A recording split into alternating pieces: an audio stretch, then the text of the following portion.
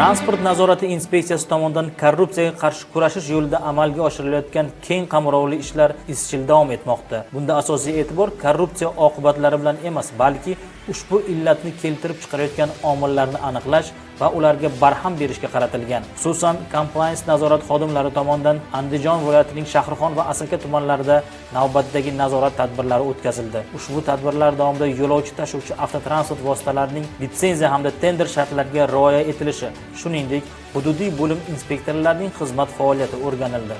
Reydlar davomida 80 ga yaqin avtotransport vositasi to'xtatilib, haydovchilar hujjatlari tekshirildi. Tekshiruvlar natijasida litsenziyasiz noqonuniy ravishda yo'lovchi tashish bilan shug'ullangan Damas rusumli avtotransport haydovchilariga nisbatan ma'muriy javobgarlik to'g'risidagi kodeksning 176 prim 3 moddasiga asosan ma'muriy bayonnomalar rasmiylashtirildi. Shu bilan birga tender bitimi asosida 333-sonli Shahrixon Asaka yo'nalishiga biriktirilgan haydovchiga Shahrixon Oltinko'l yo'nalishi bo'yicha yo'l varaqasi berilib, ishga chiqarilganligi holati aniqlandi. Ushbu holat yuzasidan ham ma'muriy bayonnoma rasmiylashtirilib, tegishli korxonaga nisbatan belgilangan tartibda tekshiruv o'tkazildi. Shuningdek, ayrim tashuvchi korxonalar tomonidan tender bitimi mavjud bo'lmagan holda haydovchilarga Asaka tumani 1-sonli yo'nalish bo'yicha yo'l varaqasi berilib, ishga chiqarilganligi ma'lum bo'ldi. Mazkur holatlar yuzasidan ham tekshiruv ishlari amalga oshirildi.